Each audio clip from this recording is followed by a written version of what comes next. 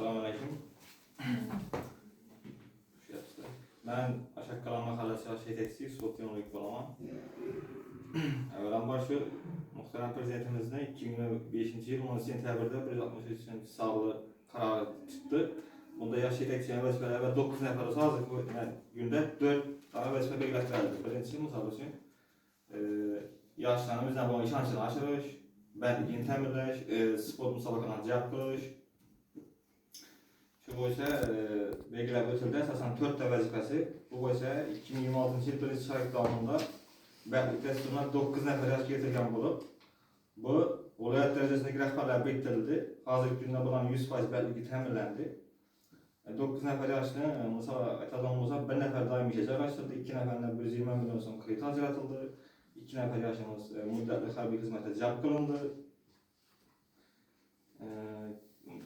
Bundan taşkarı hazır günde her yılı bolup öterken 5 teşebbüs olimpiyadasına Mart ayında start belgen bulup şu güneşe olan günde 5 milli oyunlar, halk oyunları, 6 spor türü boyunca musabakalar bolup öttü. Her bir devam ettirdik. Hazırda mahalli baskıları bolup öttü. Bundan taşkarı meşhur ferman bilen mahalle reisinin arşitektüsünü umumtali mekteplerine barıp işleyişi, yani terbiye sağlığı, derse katlaşmayı, onu koşulan cevap kılış, başka uğraşlı boşu işleyişi belge ötürgen bulup haftanın her düşenme günü mahalle reisi bilen bir hemkarlıkta mektepler var, uçaşı ötçede tuttu. Yani bunda psikolojik məsləhətə muhtaç olan yaşlar var. Dərsə qatnaşmayı, onun tərbiyəsi ağır olan. Şu boyunca mahalle reisi bilen bir getdi işler təşkil qılınıb ki atıb. Temur Bey, yakınlarına Yaşlar Günü Prezidentimiz tamamına Yaşlar Günü belgilendi. Hazır bu boyunca sizde mahallede kayısı nime işle alıp bağlılık tuttu.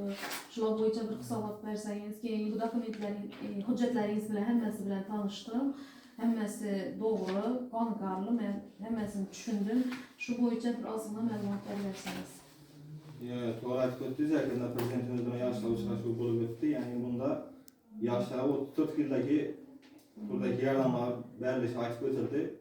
Bundan taşkarı haftanın her Perşembe günü yaşlı günde bir atıldı. Yani bunda haftanın her Perşembe günü yaşlarla klubuna rehberle gelip yaşlar olan şarşı ötçeleri. Yani bunda muazzaf gelen yaşlar yüzesinden meşhur rehber tamamen yol haytalı işler çıkılıp icari anlatılıp tuttu. Bizlerin bu Aşakkalan Mahallesi'nden bu işler yola koyuldu. Hazırda kelib uçraşgan rehberler bilen birga gittik. Hamkorlikda yol haytalar işlenip murojaat qilgan yoshlarni murojaatini hal qilish bo'yicha ishga tashkil qilingan. Bu bo'yicha ishlar davom etib turibdi.